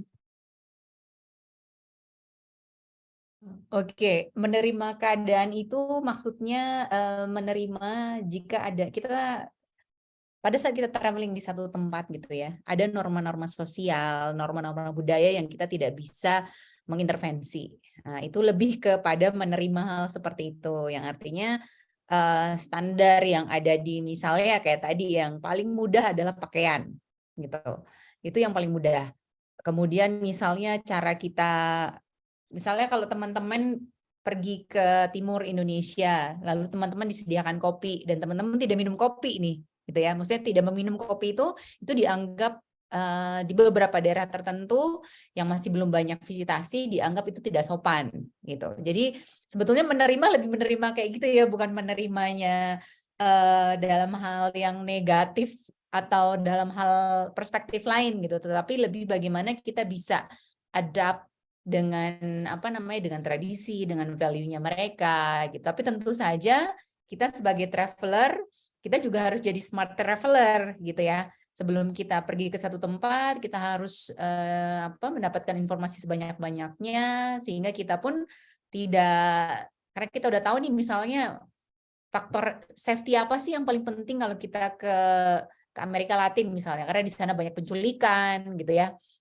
Kemudian juga apalagi dia lihat perempuan-perempuan Asia gitu yang datang, apakah ini memang traveling atau mereka mau kerja nih gitu. Jadi itu juga kita perlu hati-hati membawa diri dalam arti misalnya dalam berpakaian pada saat kita berbicara dengan orang gitu. Jadi karena nggak semua orang beranggapan sama ya. Seperti saya misalnya, saya waktu pertama kali tiba di Saudi Arabia itu saya dilihat sebagai orang yang saya pertama kali traveling ke sini untuk pilgrimage gitu ya. Orang udah tahu kan kalau kita beribadah pasti kan anggapannya ya oke, kita nggak punya maksud lain, kita akan ibadah gitu. Orang yang datang ke Jeddah pasti mau ibadah. Tetapi orang melihatnya itu pada saat kita tidak berkerudung gitu ya, itu dianggapnya kita bukan beribadah gitu. Dianggapnya kita bisa bekerja, dianggapnya kita di sana kebanyakan karena banyak orang Indonesia ya di sana, kita bukan traveling tapi kita bekerja. Jadi pada saat saya tidak berjilbab pada saat itu, saya dianggap perempuan Asia itu di sini cukup populer untuk bukan melayani ya, pekerja seks komersial gitu ya. Nah, jadi itu anggapannya sangat berbeda pada saat saya datang tidak berkerudung gitu ya, tidak berkerudung tapi datang di negara yang kita udah pasti kalau kita ke Jeddah pasti kita mau ke Mekah gitu, ke Madinah gitu. Jadi hal-hal seperti itu yang saya kurang sensitif gitu menanggapi itu, walaupun saya berbusana sopan begitu ya, maksudnya tidak pakai jubah tapi dengan lengan panjang dan lain-lain, tapi tetap dianggapnya itu sebagai saya bukan wisatawan, itu saya pekerja di sana. Gitu. Jadi be a smart traveler is important, so utilize the informasi yang didapat dan ya again menerima bukan berarti kita menerima bahwa kita dilecehkan ya, bukan. Jadi saya pun tidak menerima waktu saya dilecehkan, saya bilang saya di sini datang untuk berwisata begitu ya, dan saya dilihatin dari ujung kaki sampai ujung rambut, dilihatin sama banyak orang gitu ya, bukan cuma 1-2 orang tapi banyak orang. Lalu saya bertanya, ada apa? Apakah ada yang salah dengan diri saya gitu? Saya datang ke sini untuk beribadah, untuk ini, lalu mereka bilang oh ya karena mereka punya asumsi yang berbeda lah ya dengan budayanya mereka di sana gitu. Jadi oke, kita menerima bahwa di sana budayanya seperti itu. Kemudian saya bilang saya menghargai, kalau begitu saya akan ambil kerudung dan saya pakai kerudung. Jadi cuma masalah kerudung aja, atau masalah pakai kerudung tidak pakai kerudung gitu. Oke, semoga bisa menjawab ya. Makasih. Oke, menarik ya teman-teman. Kayak ada pepatah gitu kan, di mana bumi dipijak situ di langit junjung. Jadi ya kita kalau mau bertraveling ke suatu tempat mungkin kita harus belajar dulu budaya di sana tuh kayak gimana biar sama-sama saling respect, saling menghargai gitu ya. Oke, ini ada yang raise hand lagi. Delvian, boleh untuk menyampaikan pertanyaannya. Oke, makasih Anur. Saya ingin bertanya kepada Mbak Lita. Di sini kan Mbak Lita dari bekerja untuk UNWTO juga ya. Itu kan pasti pengalamannya banyak banget ya dari berbagai dunia. Nah, kalau dari perspektif Mbak Lita sendiri, ada nggak sih negara yang menurut Mbak Lita tuh memiliki masalah yang besar gitu dalam mungkin regulasi atau hukumnya terhadap kesetaraan gender, dan mungkin ada kasus pelecehan yang di negara itu tuh nggak terlalu ditangani kayak gitu, mungkin Mbak Lita bisa sharing. Terima kasih. Oke, makasih. Untuk sementara ini saya nggak bisa bilang satu negara ya, tapi lebih kepada personal sebetulnya. Jadi dimanapun kita berada, meskipun itu di negara yang menjunjung misalnya berasaskan agama gitu ya, satu negara itu memfilosofikan sistem-sistem agama tertentu begitu ya, itu tidak menjadi dasar sebetulnya. Jadi itu semua kembali kepada personal dan pelayanan dari pariwisatanya sendiri. Selama ini tidak ada kasus khusus misalnya negara A gitu tidak, karena gini ya, di negara berkembang pun atau di negara maju lah, negara maju seperti Australia, Amerika, itu masih terjadi ketidaksetaraan gender kepada traveler. Jadi kalau kita bisa lihat beberapa berita-berita yang muncul itu justru malah datang dari negara-negara yang maju, bukan negara-negara berkembang seperti negara kita. Jadi bisa dibilang itu bukan menjadi juga patokan bahwa negara maju mereka mempunyai sistem pengaruh utamanan gender yang lebih bagus atau equality yang lebih bagus gitu, tapi lebih kepada personal, lebih kepada budaya, lebih kepada bagaimana kita mengangkat valuing itu dalam kita bertraveling sebetulnya gitu. Jadi komentar saya tidak ada yang spesifik. Makasih. Oke, gimana Delvian? Apakah sudah menjawab? Oh ya, udah, makasih. Oke, tadi kayaknya Ihsan raise hand, tapi turun lagi. Jadi mau nanya nggak Ihsan? Sebenarnya mau sedikit sharing dan kayak nanya sih, Mbak. Boleh, silakan. Di sini Mbak Monica dan Mbak Lita, saya ada sebuah pengalaman. Kemarin itu sempat mendampingi mahasiswa Inkus dari FIB UGM, itu mahasiswa Jepang, mahasiswi tepatnya perempuan. Itu kami trip ke area Prambanan sama Borobudur. Tetapi di sepanjang perjalanan kami itu ada saja bahkan anak kecil, terus remaja, yang dimana mereka tuh laki-laki semacam memanggil wanita-wanita Jepang ini tuh dengan sebutan yang menurut kami itu tidak sepantasnya gitu. Mereka juga bahkan ada satu momen di mana mereka tuh anak-anak ini memperagakan mungkin hal yang mereka lihat di internet, semacam film dewasa Jepang seperti itu, lalu diperlihatkan kepada orang-orang Jepang ini. Nah, terus dari cerita-cerita teman-teman dari mahasiswa-mahasiswa Jepang ini tuh, mereka kadang-kala kalau beraktivitas sehari-hari gitu, kadang-kala menjadi pusat perhatian yang dimana itu mereka nggak suka gitu. Bahkan kami itu di Inkus tuh ada menyebut kata-kata sebutan bule hunter. Nah, dari dua hal ini sebenarnya keamanan kepada wisatawan asing itu yang harus diperbaiki apanya sih?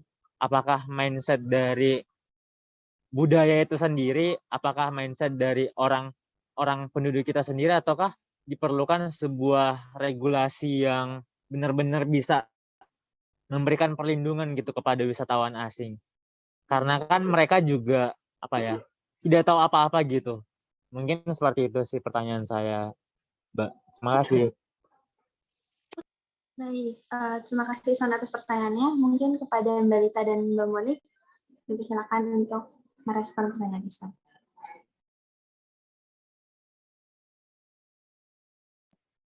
Maaf Anur, aku lagi agak away, nanti aku balas lagi ya, nanti mungkin. Oke, Mbak Lita gimana Mbak? Iya, mohon maaf tadi saya lagi lagi on di yang sebelah sana. Tadi saya dengar sedikit sih, maksudnya ini komentar aja ya, karena tadi kan ini case-nya seperti itu. Ya sangat disayangkan ya, again itu kembali kepada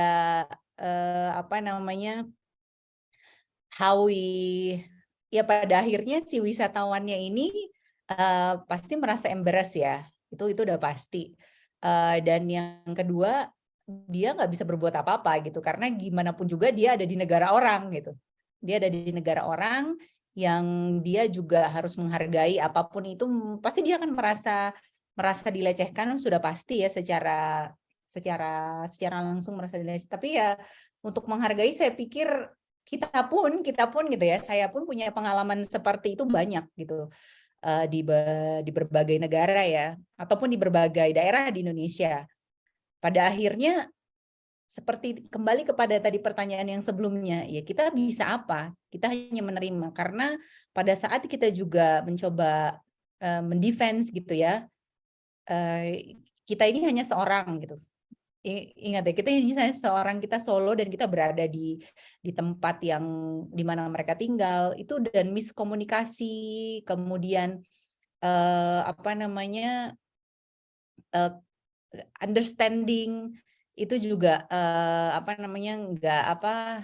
sangat sensitif ya hal kayak gitu. Jadi again ya menerima aja akhirnya. Kalaupun melaporkan gitu ya, melaporkan misalnya ke pihak yang berwajib, mereka nggak akan berbuat apa-apa. Saya yakin itu. Lapor ke polisi, kemudian atau lapor ke yang tempat local security misalnya. Jadi sebentar, maaf saya lagi ditanya. Jadi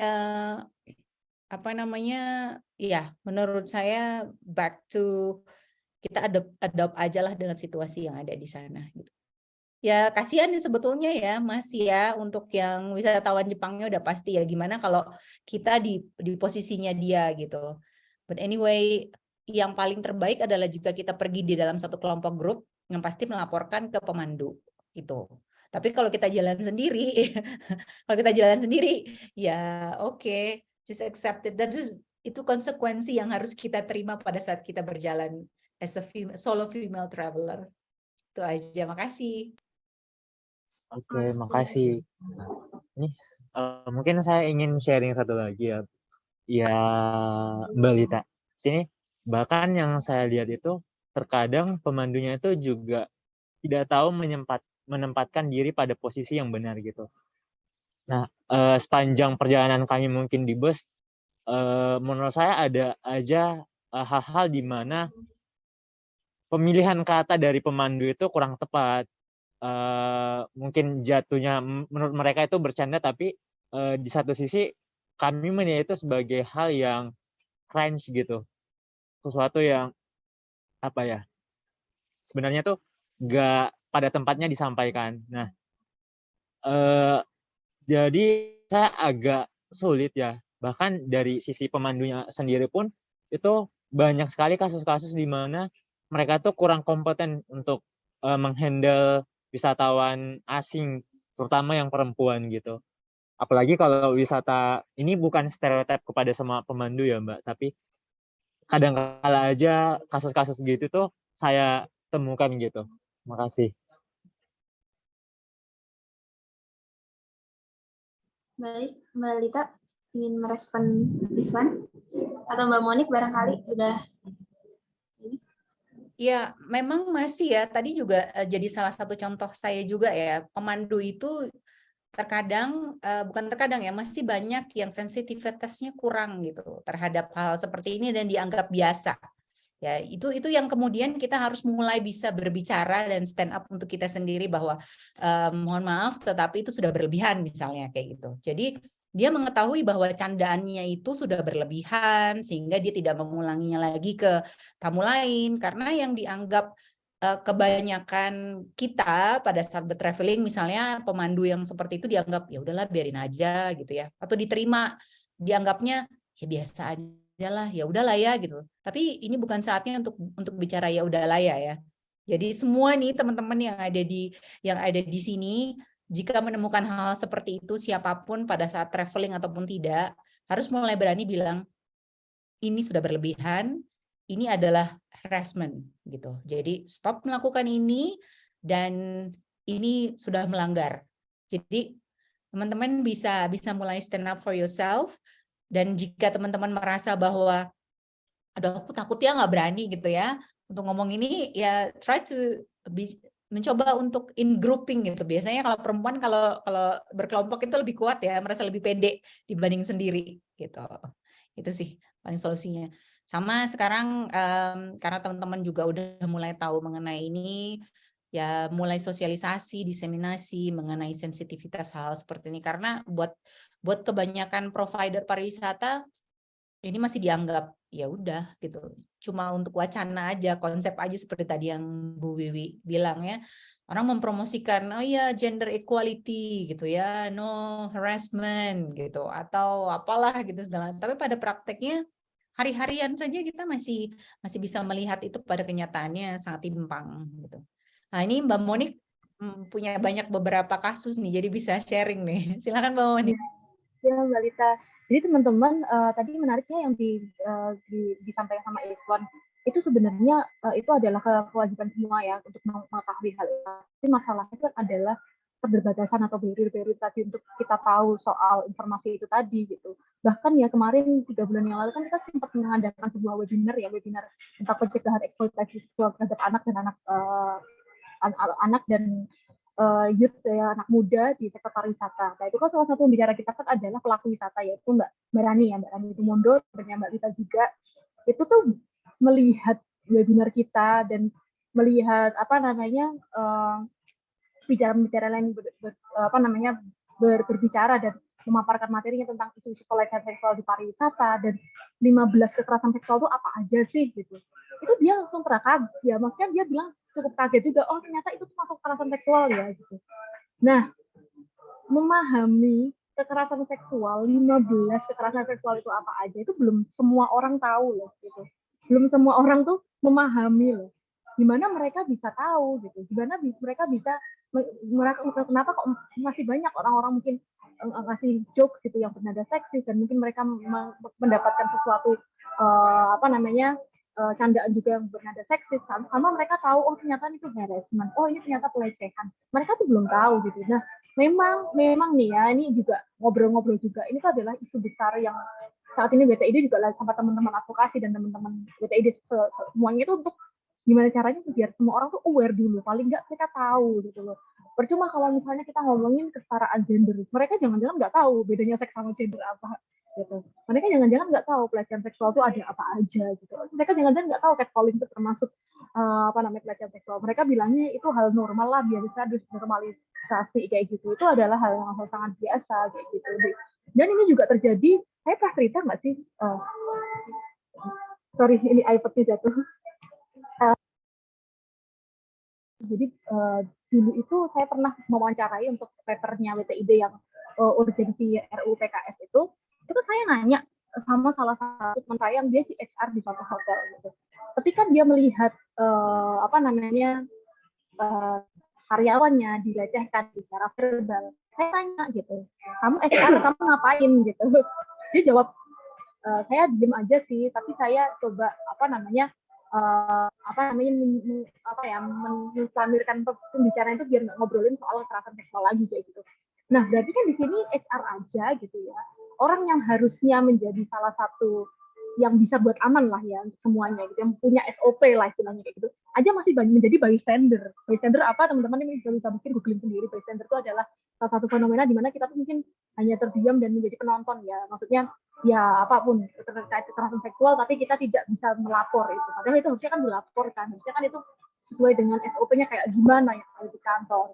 Dan di kantor pun juga ternyata saya tanyain masih berkutat pada KUHP. Pas itu belum ada RUU TPKS ya teman-teman. Kemarin kita juga sudah membaca ya perbedaan KUHP sama RUU TPKS yang sudah ada di tahun ini, yang sudah disahkan tahun 2022 ini Juni kemarin. Nah itu jadi kenapa sekarang penting sekali. Dan kemarin juga tahun lalu sempat saya berbicara di acaranya UN Women itu sama teman-teman Digitech, terus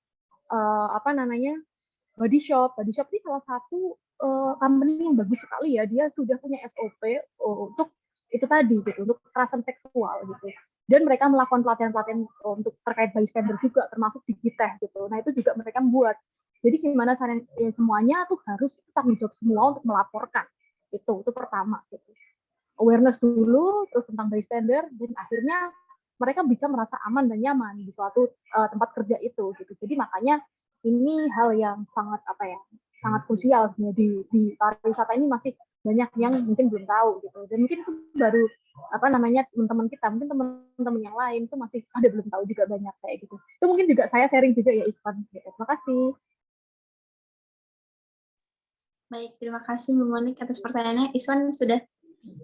Apa Oke, ingin sudah. Oke. Terima kasih Mbak Monik dan Mbak Lita atas informasinya. Oke, baik. Ini ada satu raise hand lagi. Delvian ingin nanya lagi? Boleh dipersilakan ya. Makasih Anur. Jadi saya ingin bertanya, kan tadi Isman juga menyebut kalau ada beberapa orang yang catcalling, mungkin catcalling gitu ya, tapi Mbak Monik juga mengatakan kalau mungkin ada beberapa pihak yang emang nggak tahu kalau itu catcalling dan hal tersebut nggak sopan. Nah, jadi saya pernah baca di artikel kalau di mana ya, di Indonesia sendiri sepertinya hanya 0,3% kuliah pariwisata bukan pariwisata gender, mata kuliah gender dimasukkan ke dalam sebuah pembelajaran dalam kurikulum. Nah, padahal mata kuliah gender ini sangat penting gitu, bisa dilihat dari beberapa pihak, beberapa kasus yang ditemukan kalau ada beberapa orang mungkin nggak tahu kalau itu catcalling, padahal itu catcalling dan itu nggak sopan gitu.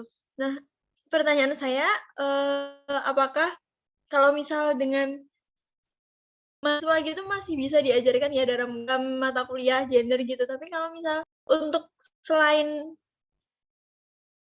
mahasiswa gitu, mungkin mereka cuma SMP atau apa, tapi berusaha diberdayakan gitu mungkin oleh desanya atau mungkin beberapa pihak seperti pemerintah atau NGO dijadikan pemandu, dijadikan pengelola wisata, seperti itu kan biasanya masih belum tahu.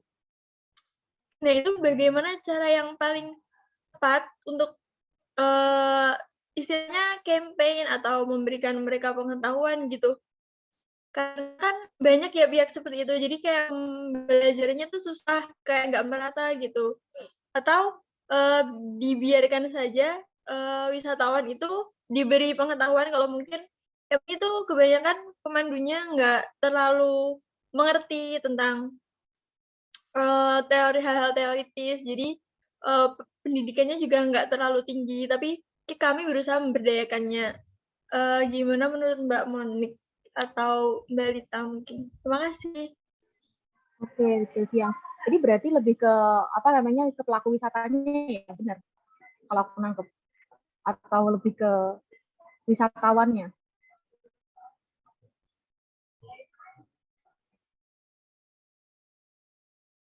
Gimana Delvia?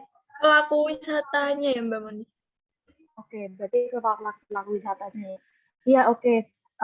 Sebenarnya akses itu juga bisa menjadi hal yang apa ya, berbeda ya antara satu tempat yang lain.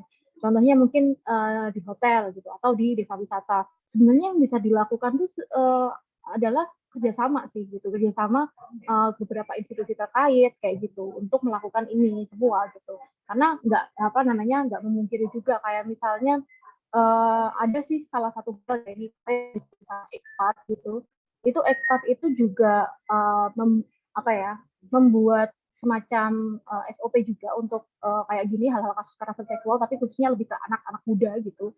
Nah itu yang sudah pakai akor gitu, akor sudah tanda tangan dan punya kebijakan itu gitu. Nah memang kayak gitu sebenarnya kan fungsi NGO apa sih, mungkin teman-teman juga udah diketahui ya tentang fungsi NGO. Sebenarnya kan dia adalah lembaga non pemerintahan yang dia bisa melihat atau scrutinize beberapa hal yang mungkin gitu masih ada gap gitu di dalam sistem kita gitu, dan di dalam gimana caranya pemerintah yang harusnya bisa asisten masyarakat kayak gitu. Nah itu adalah salah satu contoh itu bisa diadopsi gitu. Nah, di desa wisata itu juga sebenarnya nggak jauh beda gitu, dan di desa wisata itu juga bisa dilakukan gitu dengan pendekatan yang mungkin lebih praktikal gitu. Ya bukan mungkin desa wisata kan mereka kan pakai ya ART itu juga bisa diperbarui, terus habis itu mereka juga membuat semacam ADART itu di dalamnya juga salah satunya gimana caranya biar ramah perempuan, terus ensure semua wisatawan dan bagian keamanan. Setiap desa wisata kan juga ada bagian keamanan. Nah itu bagian keamanan itu yang juga salah satu bagian yang bertugas untuk melakukan hal-hal seperti ini gitu, yang melihat bahwa ada kasus kekerasan atau enggak, karena mereka yang make sure semua itu biar lebih aman gitu ya. Saya rasa baik di sana atau di yang besar sekalipun itu juga nggak kecuali untuk bisa mengadopsi kurikulum-kurikulum kayak gini. Tinggal nanti pendekatannya aja, cara kita menyampaikannya aja yang berbeda gitu. Mungkin di gimana cara kita menyampaikan ini ke bagian grassroots atau akar rumput itu kan pasti berbeda ya teman-teman. Kita dengan pendekatan-pendekatan yang lebih khusus dengan contoh-contoh kita yang ada. Soalnya tuh kemarin juga pernah sih ngobrol sama Mbak Lila gimana caranya kita tuh, karena kan kalau di wisata kan karena kita masyarakat ya. Nah kalau di masyarakat itu mungkin pendekatannya karena demografisnya mereka juga udah beda ya, mereka dari pendidikannya mungkin berbeda sama orang-orang yang di perkotaan atau mungkin di hotel, di industri gitu. Mungkin dari pemikirannya juga berbeda. Nah itu caranya adalah kita harus ini kalau ngomongin teknis ya, kita fokus ke masalah gitu. Jadi fokus ke masalah, misalnya masalahnya Mbak, Ibu ini ada kekerasan seksual, ada ini salah satu hal yang merugikan masyarakat, merugikan nama baik desa wisata. Jadi ayo kita semua bisa meminimalisir ini dengan cara kita mengadopsi beberapa hal langkah-langkah terkait mitigasi-mitigasi ini gitu. Bapak Ibu harus bisa memahami bahwa ada hotline, ada polisi, ada ini kayak gini untuk bagaimana caranya menyikapi itu tadi kayak gitu. Jadi ketika kita berada di masyarakat, kita fokus pada masalah, nah itu masyarakat pasti akan bisa fokus ke masalahnya itu untuk menyelesaikan itu kayak gitu. Itu sih salah satu pendekatan. Nah itu mungkin ketika kita ngomongin pendekatan, Mbak Rita mungkin yang lebih banyak tahu ya, karena pernah juga mengadakan pelatihan secara grassroots ya, lapangannya kayak gitu sih sebenarnya. Soalnya kalau kita ngomongin soal pelatihan gender gitu tuh juga nggak semerta-merta SOP-nya mungkin bisa sama, tapi pendekatannya aja sih yang berbeda. Delvian as far as I know ya gitu. Oke, baik. Delvian, apakah sudah menjawab pertanyaannya? Sudah, makasih banyak Mbak Moni. Oke, baik. Tadi udah seru banget nih, kayaknya udah nggak ada yang rasain juga kan ya? Oke, seru banget ya teman-teman sesi diskusi kita pada sore hari ini, dan udah nggak kerasa nih kita udah hampir 2 jam bersama untuk berdiskusi mengenai pariwisata dan female traveler. Dan menarik banget semua diskusinya, semoga kegiatan ini juga menjadi insightful bagi teman-teman, gimana caranya kita berwisata dengan aman gitu ya, dan menjadi refleksi kita bersama bahwa ternyata memang pariwisata itu belum sepenuhnya aman gitu ya, masih banyak kasus-kasus yang terutama menimpa kita kaum marginal dan salah satunya perempuan gitu. Sepertinya kita akhiri sesi diskusi kali ini, dan tadi narasumber sudah berdiskusi siapakah penanya terbaik ya. Jadi penanya terbaiknya berdasarkan diskusi narasumber adalah Delvian ya. Selamat kepada Delvian. Nanti untuk hadiahnya bisa menghubungi ke panitia gitu ya. Oke, karena kita cukupkan sesi diskusi kali ini, sebelumnya kita foto bersama terlebih dahulu. Pada teman-teman dipersilakan untuk on-cam ya, kita foto bersama. Dan diingatkan kembali untuk semua teman-teman untuk mengisi survei yang telah dikirimkan oleh panitia dan juga link presensi agar ntar di absen sama Mbak Monik gitu ya. Oke, yuk ditunggu yuk on-cam yuk.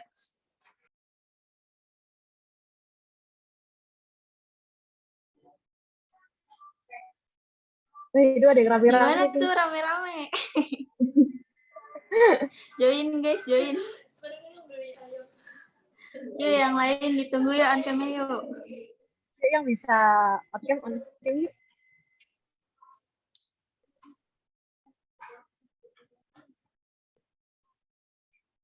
Wih, ada yang di olive fried chicken.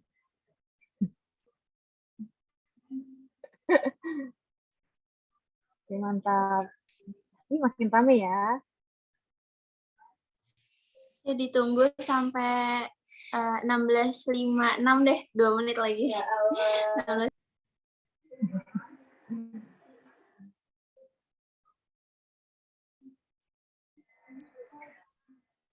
Ini banyak yang ramean ya, aku jadi pengen join deh. Habis ini, Anur, ikutan.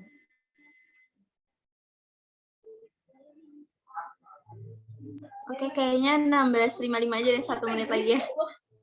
Nih, yang belum on cam masih ditunggu. Oke, karena udah 16.55, mungkin operator bisa bantu untuk ini ya, untuk picture. Oke, untuk capture. 1, 2, 3. Oke. Sekali lagi. 2 kali deh. 1, 2, 3. BTID punya gaya nggak Mbak Monik? Atau Mbak Lita punya gaya yang ingin Biasanya kayak gini. dipakai? Oke. Biasanya kayak Boleh, ayo gini. guys, kita lakukan. Oke. 1, 2, 3. Oke, deh. Aman ya ini apa operator? Tolong. Aman. Oke.